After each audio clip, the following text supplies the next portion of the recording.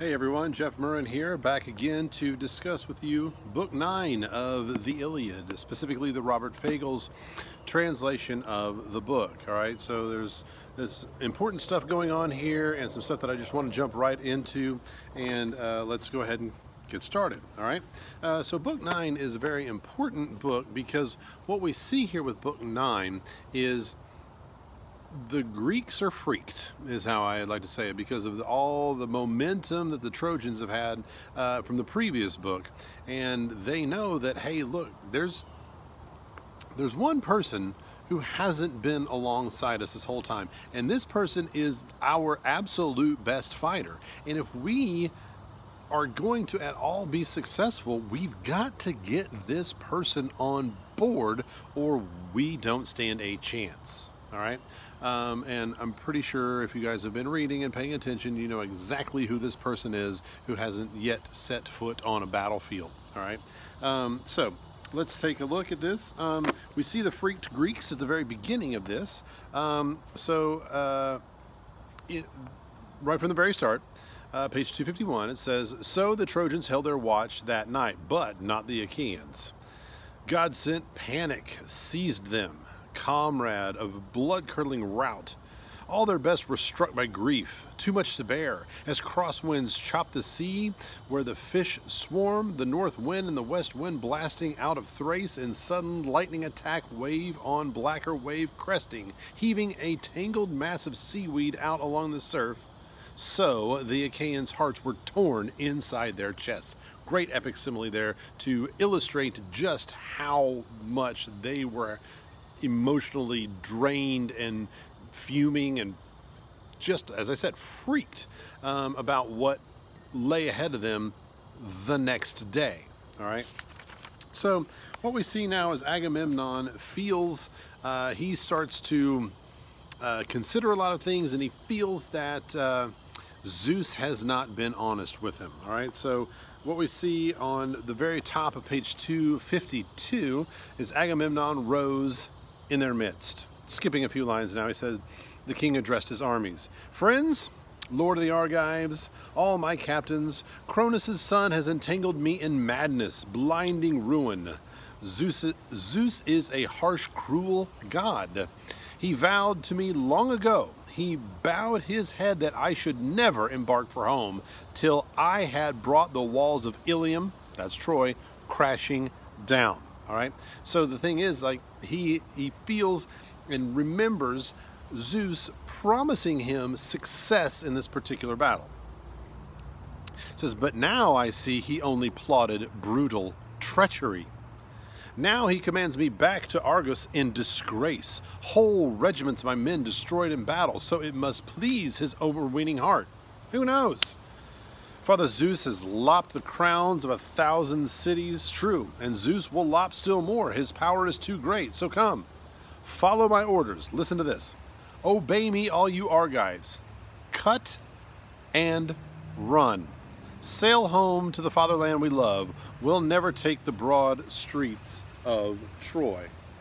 All right, and so that's a very interesting, kind of scary way that Agamemnon is sort of admitting defeat, and the Greeks, these fighting Greeks, are just kind of like, what in the world, you know? And Diomedes does speak up here, and Diomedes is like, look, man, hey, if that's what you want to do, you got to do what you got to do.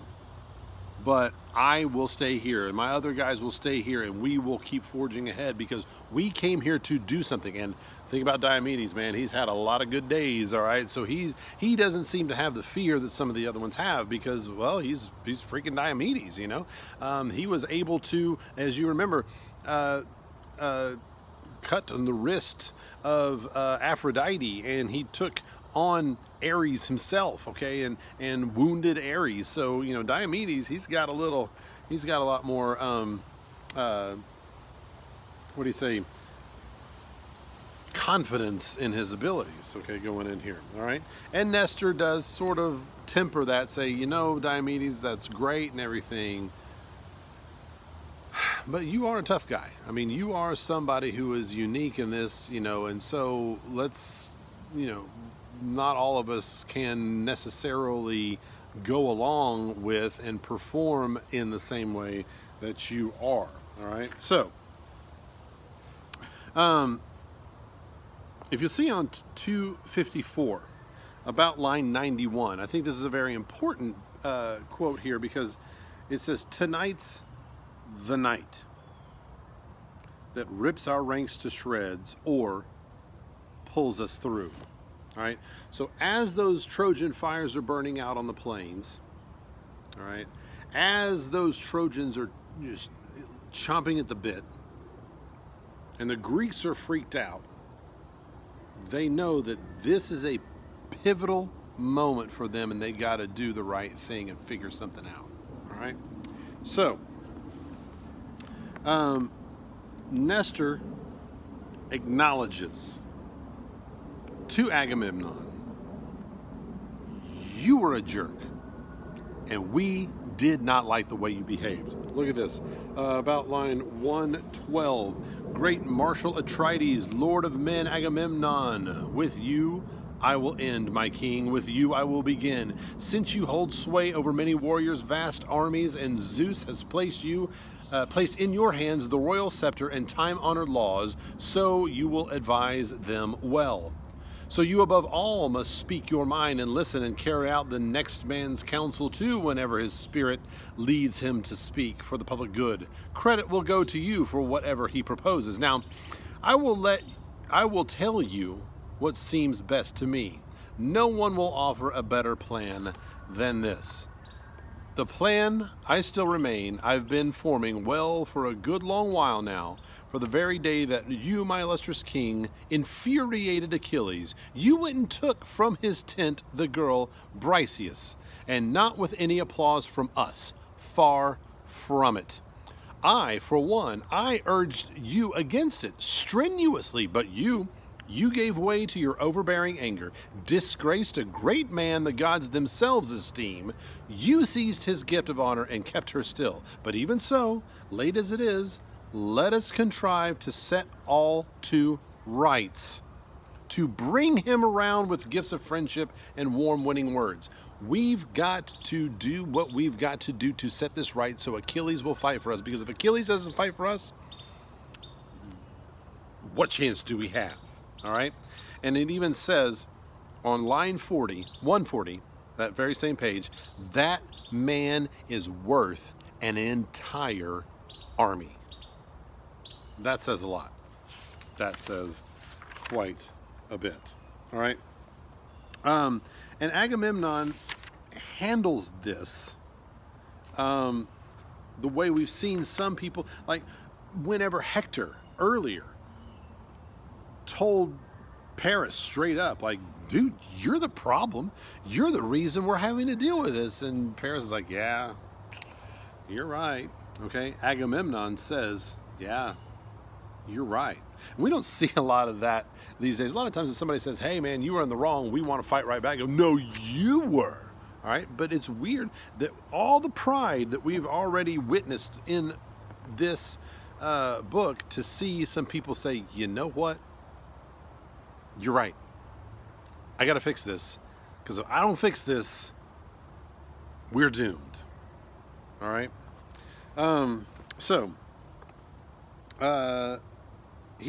We go through and he says, all right, so here's what I'll do.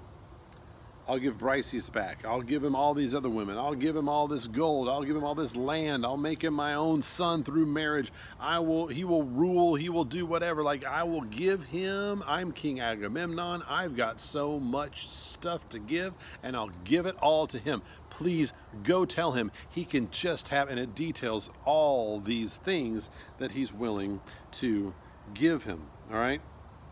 And so a lot of the noble Greeks go and find Achilles and want to talk to him about this, what Agamemnon is willing to offer him if he'll come and fight. All right. And we see Odysseus, the tactician is the word they always use, the man who's good with his words, maybe he can talk some sense into Achilles. All right, so on page 259, we see the toast to Achilles. Line 269, he says, "Your health, Achilles. We have no lack of a handsome feast, I see that, either in Agamemnon's tents, the son of Atreides, or here now in yours. We can all banquet here to our heart's content. But it's not the flowing feast that's on our minds now. No, a stark disaster, too much to bear. Achilles, bred by the gods, this is what we are staring in the face, and we are afraid. All hangs in the balance now, whether we save our benched ships or they're destroyed, unless, of course, you put your fighting power in harness. They've pitched camp right at our ships and rampart, those brazen Trojans. They and their far-famed allies, thousands of fires ablaze through their armies. Nothing can stop them now. That's their boast. They'll hurl themselves against our blackened hulls, and the son of Cronus, that's Zeus, sends them signs on the right. Zeus's firebolts flashing, and headlong Hector, delirious with his strength, rages uncontrollably, trusting to Zeus. No fear of man or God, nothing. A powerful, rabid frenzy has him in his grip. Hector prays for the sacred dawn to break at once. He threatens to lop the high horns of our sterns and gut our ships with fire, and all our comrades pinned against the hulls, panicked by thick smoke. He'll rout and kill in blood. A nightmare. I fear it with all my heart. I fear the gods will carry us out his threats, and then it will be our fate to die in Troy, far from the stallion land of Argos. So up with you! Now, late as it is, if you want to pull our Argives out of hard-hit armies, clear the Trojan onslaught, fail us now, what a grief it will be to you through all the years to come. No remedy, no way to cure the damage once it's done. Like, this is in your hands, man. You've got to help us out. And if you don't help us out, how are you going to live with yourself when we're destroyed by Troy? How can you go on with that? All right? And Achilles responds, and I'm going to kind of jump around here reading some of his response, all right? But I'm going to begin at the bottom of page 261 after that last little break there, where it says, "The famous runner Achilles rose to his challenge. Royal son of Laertes Odysseus, great tactician. I must say what I have to say straight out. Must tell you how I feel and how all this will end, so you won't crowd around me one after another, coaxing me like a murmuring clutch of doves. I hate that man, Agamemnon. I hate that man like the very gates of death, who says one thing but hides another in his heart. I will say it outright. That seems best to me. Will Agamemnon win me over? Not for the world, nor will all the rest of Achaea's armies. No. What lasting thanks in the long run for warring with our enemies on and on, no end? One and the same lot for the man who hangs back and the man who battles hard. The same honor waits for the coward and the brave. The same, they both go down to death. Basically, we're all going to die, whether we are fighters or whether we are cowards. All right? So, he can offer me whatever he wants. My fate of death is still the same. So, what do I care? The fighter who shirks, the one who works to exhaustion. What's laid up for me? What pittance? Nothing. And after suffering hardships, year in, year out, staking my life on the mortal risks of war. I'm skipping down to 400. He says, all I dragged off piles and splendor plunder, hauled it away, and always gave the lot to Agamemnon. I gave the king what he deserved, or what I was supposed to. He says, always skulking behind the lines, safe in his fast ships, and he would take it all. And he'd parcel out some scraps, but kept the lion's share. I did all the work, and he got all the glory, or he got all the spoils. All right? He says, even on page 263, line 419, he'll never win me over. Stubborn, prideful Achilles does not take kindly to all of the things, all the injustices or all the slights, all the insults that he believes Agamemnon has heaped upon him. All right? As the kids say, he's still a little butthurt. All right? Let's see what else we have here. Page 264, he says, go back, this is on line 450, go back and tell him all I say, out in the open too, so other Achaeans can wheel on him in anger if he still hopes, who knows, to deceive some other comrade. Shameless, inveterate, armored in shameless, dog that he is. He'd never dare to look me straight in the eyes again. No, I'll never set heads together with that man. No planning in common, no talk, no taking common action. Skipping a few lines. Die and be damned for all I care. A couple more lines. I wouldn't give you a splinter for that man. Line 470. No. Not if his gifts outnumbered all the grains of sand and the dust of the earth. No, not even then could Agamemnon bring my fighting spirit round till the day he pays me back, pays full measure for all his heartbreaking outrage. So all the stuff that you've read that Agamemnon is willing to offer Achilles if Achilles will fight, he's like, that doesn't even begin to fix the damage that he has inflicted. All right, I find this all very, very interesting and very, the pride is thick with these guys, still fighting on.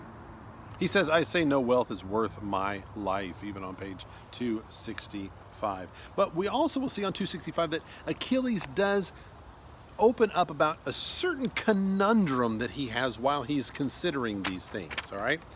This is about line 500. He says, if I hold out here and I lay siege to Troy, my journey home is gone, but my glory never dies.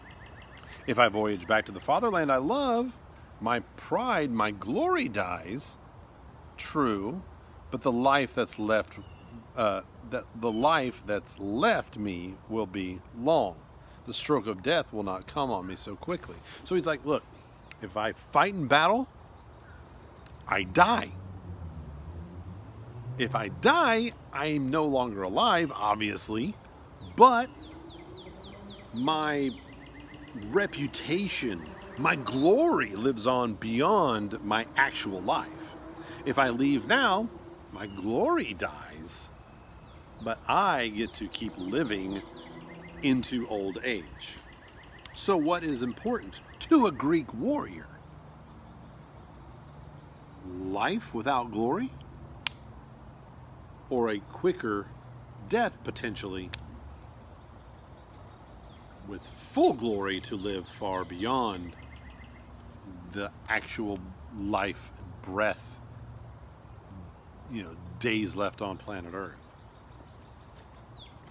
All right. Phoenix. Phoenix is one of Achilles' trusted allies, kind of like his own father. Phoenix tells him a story. We see how close they are.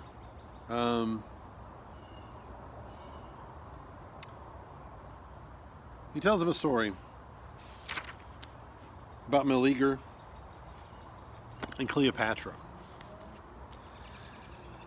How folks tried to get Meleager to defend his people, but he waited too long. He waited until his wife Cleopatra, as you can see, line 7, let's see, 10, 11, 12, 13, 14, 15, about 7:15.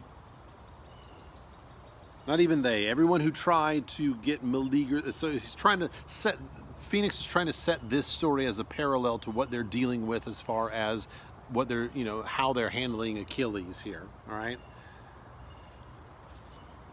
It says, not even they could bring his Meleager's fighting spirit around until at last rocks were raining down on the chamber, where his room where he was. Curides about to mount the towers and torch the great city. And then finally, Meleager's bride, beautiful Cleopatra, begged him, streaming tears, recounting all the griefs that fall to people whose city seized and plunders, men slaughtered, citadel burned to rubble, enemies dragging the children, raping the sashed and lovely women. How his spirit leapt when he heard those horrors, and buckling his gleaming armor round his body, out he rushed to war, and so he saved them all from the fatal day. He gave way to his own feelings, but too late. No longer would they make good the gifts, those troves of gifts to warm his heart, and even so he beat off that disaster empty-handed.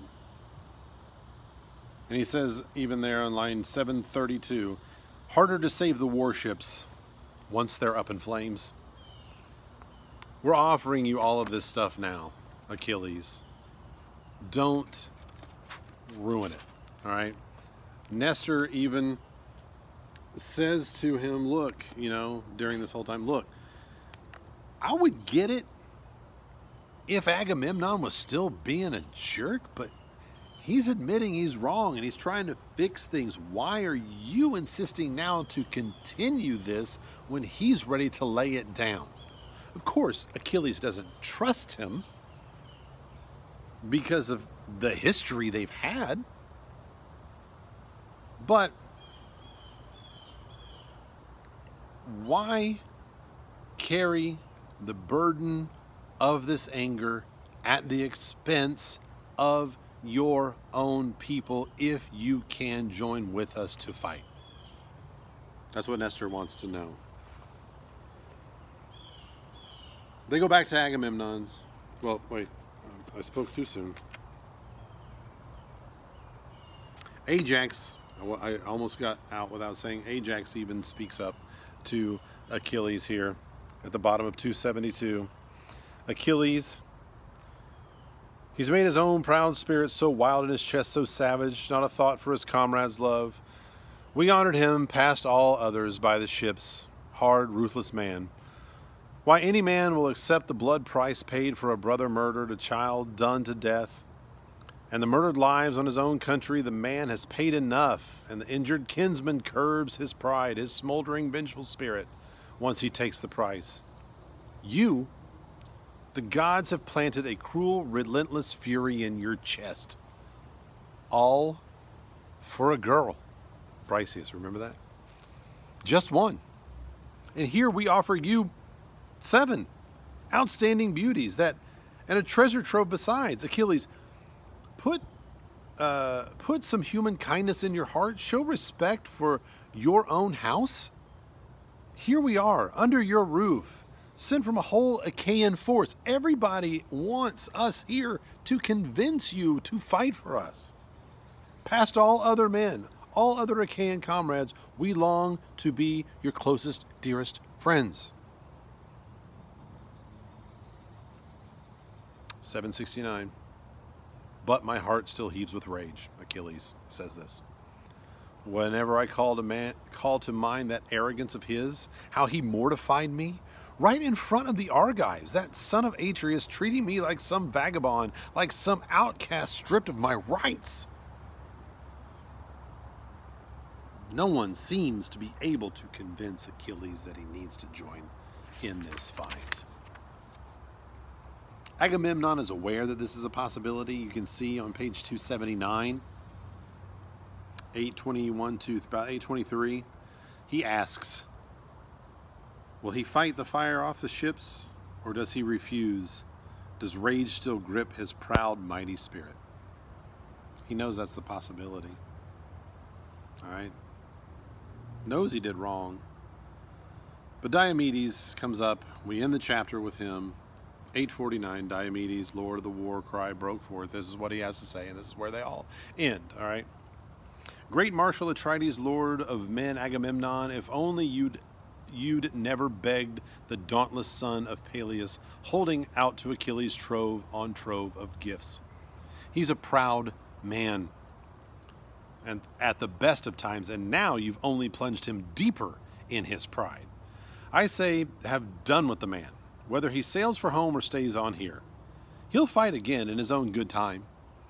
Whenever the courage in him flares and a god fires in his blood. So come, follow my orders.